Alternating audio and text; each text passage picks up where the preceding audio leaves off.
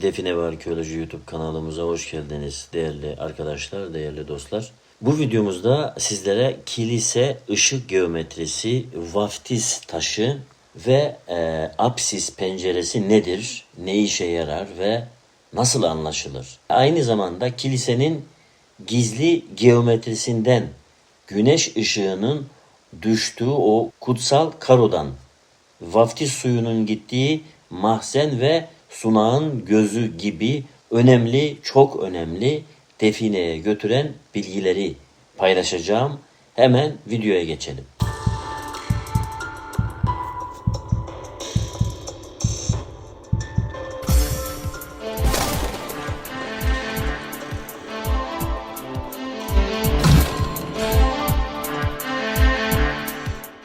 Arkadaşlar birçok konudan bilgi vermiş olmak açısından kısacık ama öz bilgiler veriyorum sizlere. İsterseniz arkadaşlar bunu yorumlardan veya işte beğenilerden gösterirsiniz. Hangi konuyu istiyorsanız onu daha da genişlemesine ele alırız. Bir dahaki videoda paylaşırız.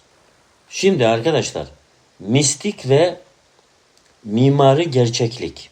Definecilikte yapılan en büyük yanlış arkadaşlar kiliseleri hiçbir şey bilmeden birinden duyma laflarla veya o laflara inanarak rastgele kazmaktır. Duvarları balyozla kıranlar, taban taşlarını rastgele sökenler. Bunlar arkadaşlar sadece tarihe zarar vermiyor. Aynı zamanda hazineyi bulma şanslarını da yok ediyorlar. Neden mi? Çünkü kilise mimarisi rastgelelik üzerine değil, kutsal geometri ve astronomi üzerine kuruludur. O yapıyı yapan mimar saklayacağı emaneti, defineyi, gömüyü, altını, kitapları ve belgeleri vesaire her neyse duvarın içine rastgele tıkıştırmaz öylesine.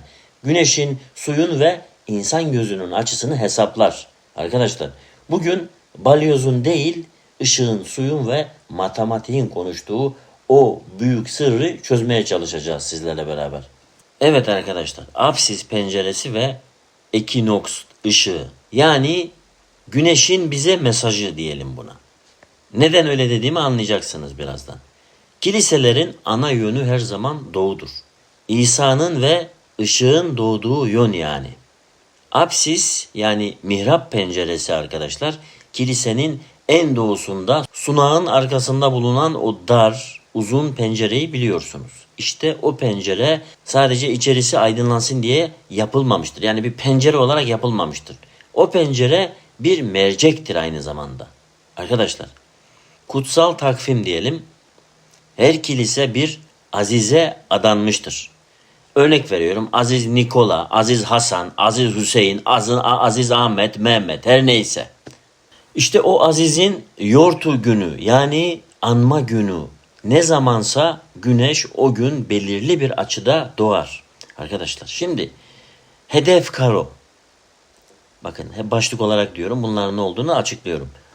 O özel günde sabah güneşinin böyle ilk ışıkları pencereden girer ve kilisenin zeminindeki yüzlerce taş karodan sadece bir tanesini veya iki tanesini aydınlatır. Işık hüzmesi o taşın üzerine durur arkadaşlar. Yani üzerine doğar. Hedef karo budur yani o demek istiyorum. İşaret. O taşın üzerinde bazen silik bir haç, bazen bir gül motifi, bazen de sadece köşesinde küçük bir böyle murç izi vardır. İşte kilisenin ana kasası veya mahzen girişi o ışığın vurduğu taşın altındadır arkadaşlar. Bunu kırmadan anlamanın yolu kilisenin takvimini ve pusulasını iyi bilmektir. Vaftiz havuzu ve kutsal su gideri yani hidrolik sistem arkadaşlar. Burası definecilerin %99'umuzun bilmediği teknik bir detaydır. Kiliselerin girişinde veya narthex bölümünde vaftiz havuzu bulunur arkadaşlar. Bebeklerin kutsal suya batırıldığı yerdir o. Kutsal su kuralı. Şimdi arkadaşlar Hristiyan inancında vaftiz töreninde kullanılan su kirlenmiş sayılmaz. Aksine çok kutsaldır bu su. Asla kanalizasyona veya ayak basılan bir yere dökülmez. Toprağa bile rastgele dökülmüyor arkadaşlar. Gider takibi.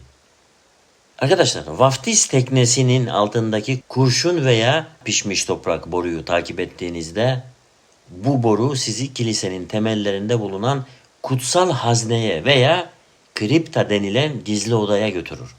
Saklama mantığı.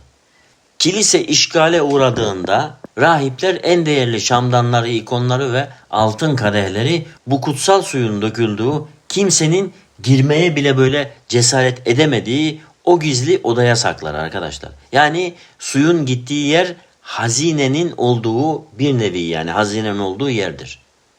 Sunak yani altar ve papazın görüş açısı diyelim arkadaşlar. Şimdi bunu da açıklayalım. Herkes sunağın yani altarın altını kazar. Bu yanlıştır arkadaşlar. Sunak arkadaşlar Tanrı'ya adanan masadır. Altı genellikle dolgudur bunun. Bir diğer başlığımızı da papazın gözü diyelim. Ayin sırasında rahibin durduğu yer bellidir. Rahip sırtını cemaate, yüzünü sunağa döner değil mi? Rahibin ayin sırasında gözünü diktiği, odaklandığı bir nokta vardır. Bu nokta genellikle sunağın arkasındaki duvarda veya böyle tavana yakın bir kemer kilit taşıdır. Gizli nişler.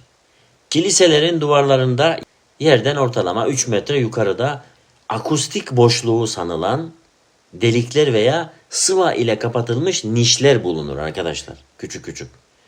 Rahibin en değerli şahsi eşyaları ve kilise kasası sunağın altında değil, rahibin göz hizasındaki işte bu yüksek noktalardadır. Anlatabiliyor muyum? Yani olabildiğince her şeyden sizlere ufak ufak bilgi vermeye çalışıyorum. Çünkü bilgiyi ne kadar uzatırsam, ne kadar fazla verirsem sıkılıyorsunuz arkadaşlar. Az az vermeye gayret ediyorum ki cımbızla alın böyle bilgileri, kendinizde bulunsun, lazım olacak.